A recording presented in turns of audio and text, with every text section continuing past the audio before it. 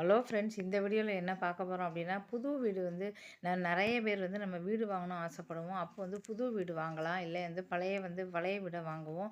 அப்போ பழைய வீடு வாங்கும்போது என்னென்னலாம் நம்ம கவனிக்கணும் புது வீடு வாங்குறதை பற்றி எந்த பிரச்சனையும் கிடையாது. புது வீடு வாங்கும்போது வந்து பார்த்திங்கன்னா, நம்ம வந்து பொதுவாக வந்து இடங்கள் வந்து நல்ல இடமா, நல்ல பக்கத்தில் அக்கம் பக்கம் நல்ல இடமா பார்ப்போம். அப்புறம் வீடு கட்டி ஓமெல்லாம் பண்ணி புதுசாக வந்து குடி போவோம். அதை பற்றி எந்த பிரச்சனையும் வந்து நமக்கு கிடையாது. இருந்தாலும் சரி வந்து அது உள்ள பலகைகள்லாம் எங்கேருந்து வருதுன்னு சொல்லி அதுக்காகவே பூஜையெல்லாம் பண்ணுவாங்க. அதனால் பூஜை பண்ணி நம்ம சாப்பாடெல்லாம் போட்டுட்டு புது வீட்டுக்கு போகிறோம். அதை பற்றி பிரச்சனை கிடையாது. இப்போ பழைய வீடு வாங்கும்போது என்னெல்லாம் நம்ம கவனிக்கணும், அதை பற்றி தான் ஃபுல் வீடியோ வந்து பார்க்க போகிறோம். பொதுவாக வந்து பழைய வீடு நம்ம வாங்க போகிறோம் அப்படின்னா, அவங்க எதுக்காக விற்கிறாங்க ஃபஸ்ட்டு நீங்கள் வந்து தெரிஞ்சுக்குங்க. அவங்க வந்து ஏன் விற்கிறாங்க? சில பேர் வந்து கடன் தொல்லையில விற்பாங்க. அப்போ ரொம்ப கடனாயிடுச்சு, எனக்கு வேறு வழியே இல்லை, விற்கிறோம் அப்படிம்பாங்க. அப்போ வந்து பார்த்திங்கன்னா, அந்த வீட்டில் வந்து கண்டிப்பாக நமக்கு வந்து நல்லா லட்சுமி கடாட்சி இருக்குமான்னு சொல்ல முடியாது. ஏன்னா வந்து கடனுக்காக விற்கிறவங்க வந்து பார்த்திங்கன்னா, ஐயோ நம்ம வீட்டை விற்கிறோமே, குடும்பமாக வாழ்ந்துட்டு ஐயோ நம்ம அந்த வீட்டை விற்கிறோமே அப்படின்னு சொல்லிட்டு ஒரு இருக்கா விற்பாங்க. அப்போ அந்த வீட்டை வந்து கண்டிப்பாக நம்ம வாங்கவே கூடாது. ஏன்னா கடன் பிரச்சனையால் வந்து பார்த்தீங்கன்னா, நமக்கே வந்து ஐயோ நம்ம வீட்டை கொடுத்துருமேன்னு வயறறிவாக சொல்லுவாங்க. அந்த மாதிரி வீடுகளில் ஒரு நாள் வாங்கக்கூடாது. இப்போ வந்து ஒருத்தர் ட்ரான்ஸ்ஃபர் ஆகி போகிறாங்க, நாங்கள் வீடை விற்கிறோம் அப்படின்னா அதை பற்றி வாங்கலாம். நிறைய காரணங்களால் வீடை வாங்குவோம். வேறு ஊருக்கு போவாங்க, இல்லை வெளிநாட்டுக்கு போவாங்க, இல்லை வேறு இடத்துல போய் வீடு வாங்கணுக்கா விற்பாங்க. இப்படி நிறைய காரணங்களாக விற்பாங்க. அந்த மாதிரி இடத்துல இருந்தால் நம்ம கண்டிப்பாக வீடு வாங்கக்கூடாது. அடுத்தது கடன் தொல்லையாக இருந்தால் கண்டிப்பாக நம்ம வாங்க மாட்டோம். அதுக்கடுத்து வந்து பார்த்தீங்கன்னா, நோய் நொடி அதிகமாக இருக்கும். ஒருத்தர் எந்த நேரம் பார்த்தாலும் வீட்டில் 4 பேர் இருக்காங்க, அவங்கள விசாரிங்க.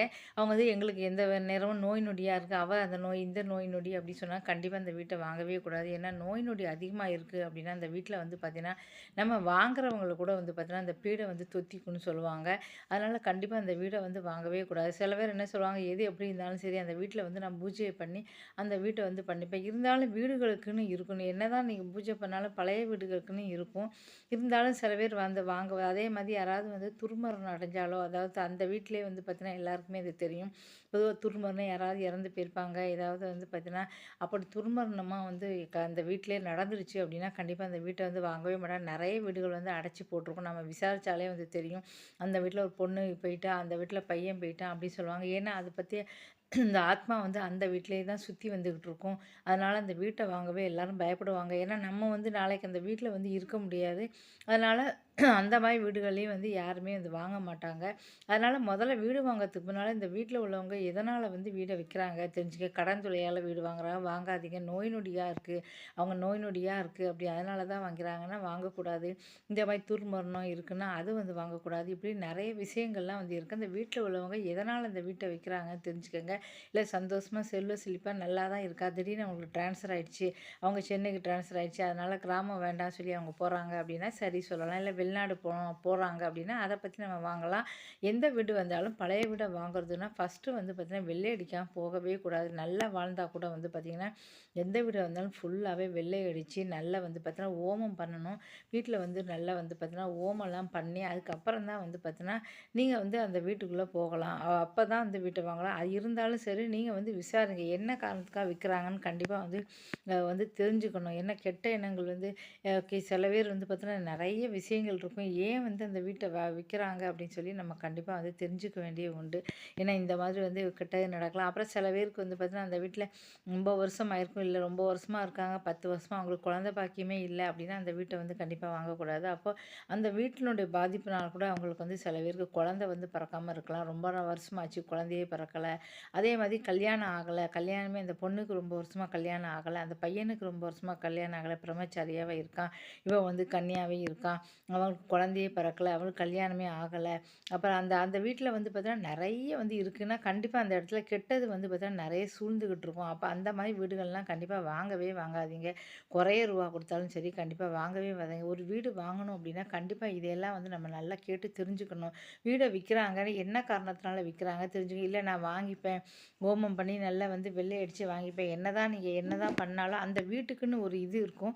அது வந்து கண்டிப்பா அந்த வீட்ல தான் வந்து இருக்கும். அத மட்டும் தெரிஞ்சுக்கங்க. வச்சுக்கங்க. அந்த வீட்ட விட்டு போகாது. அதனால கெட்டது இருந்தா கண்டிப்பா நீங்க வாங்கவே வாங்காதீங்க.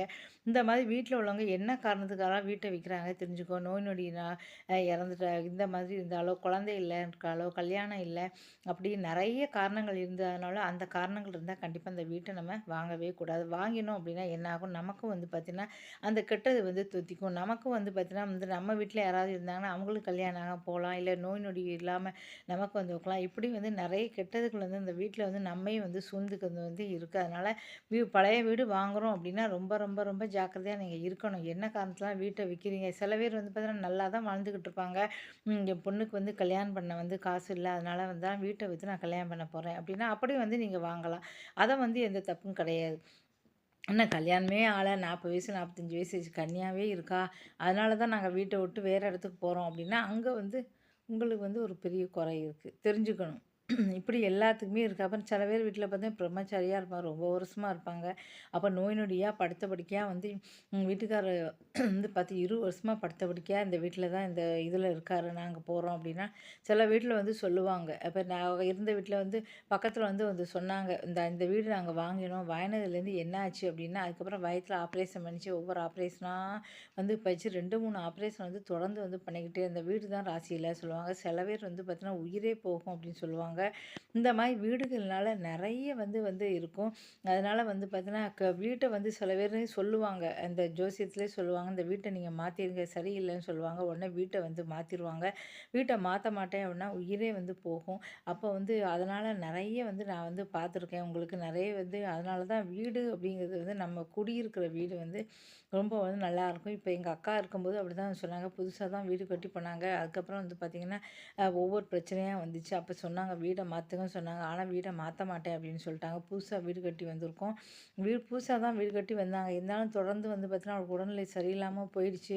அவ சொன்னா திடீர்னு யாரோ தள்ளிவிட்ட மாரி இருந்துச்சு. ஆனா வீட மாத்த மாட்டேன்னு சொல்ட்டாங்க. கடைசியில என்ன ஆச்சு அப்படின்னா, திடீர்னு வந்து பார்த்தீங்கன்னா, அவளுக்கு உடல்நிலை சரியில்லாம போய் கிட்னி ஃபெயிலியரா போய் கடைசியில வந்து பார்த்தீங்கன்னா, 3 வருஷமா கஷ்டப்பட்டு அவ வந்து உயிரே வந்து போயிடுச்சு. அவளுக்கு ஒரு 45 வயசுலயே வந்து நல்லா தான் இருந்தா. அது வந்து வீட்னால தான் அவர் வந்து ஜோசியர் சொன்னாரு. நான் முதல்லயே சொன்னேனே நீங்க வீட மாத்துங்கன்னு சொல்லிட்டு அப்படின்னு சொன்னாரு. ஜாதகத்த பார்த்து கண்டிப்பா சொல்லுவாங்க. இந்த வீட்ல நீங்க இருக்கலாம். இந்த வீட்ல இருக்கக்கூடாதுன்னு சொல்லிட்டு.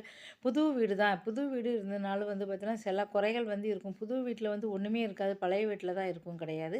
புது வீட்லயும் இருக்கலாம். அந்த புது வீட்ல வந்து பார்த்தீங்கன்னா, அந்த நிலம் அந்த கீழ இடத்த வாங்கி தான் நீங்க வீடு கட்ட போறீங்க. அப்ப அந்த இடத்துல வந்து பார்த்தீங்கன்னா, ஏதோ ஒரு பிரச்சனை வந்து இருக்கும். அது எப்படின்னு சொல்ல முடியாது உங்களுக்கு. அந்த மாரி பிரச்சனைகள் வந்து பார்த்தீங்கன்னா, யாரோ இதுக்கு முன்னாடியோ யாரோ வந்து போயிருக்கலாம். அப்ப வந்து சில பேர் வந்து பார்த்தீங்கன்னா, இப்ப இந்த வடக்கு பக்கம்லாம் என்ன பண்றாங்க, இந்த மாரி துர்மரணம் அப்படின்னு இருந்துச்சு அப்படின்னா, எங்க பக்கத்து வீட்ல வந்து பார்த்தீங்கன்னா, ஆண் வாரிசே தங்கல. ஃபர்ஸ்ட்டு வந்து பார்த்தீங்கன்னா, அவங்க வீட்ல கணவர் வந்து இறந்து போனாரு. அதுக்கப்புறம் வந்து பார்த்தீங்கன்னா, ஒரு சக்கர நாட்ல வந்து ஒரு சின்ன வந்து பையன் ஒரு 15 வயசுல ஒரு பையன் இருந்தான். அப்புறம் அவ இறந்து போனா. அதுக்கப்புறம் அந்த வீட்ல வந்து பார்த்தீங்கன்னா, ஒரு பெரிய பையன். பெரிய பையன்னா அவனுக்கு ஒரு 25, 30 வயசு இருக்கும். அந்த பையன் வந்து இருந்தான். அதுக்கப்புறம் வந்து பார்த்தீங்கன்னா, அந்த பையன் வந்து ட்ரெயின்ல அடிபட்டு அவன் இறந்து போனான். இப்படி தொடர்ந்து அந்த வீட்ல ஆண் வாரிசுவே இல்ல. புருஷன் இறந்து போனா, பெரிய பையன், சின்ன பையன் எல்லாருமே இறந்துட்டா. கடைசியில அவங்க அம்மாவும், பொண்ணும் தான் இருந்து கொஞ்ச காலத்திலே.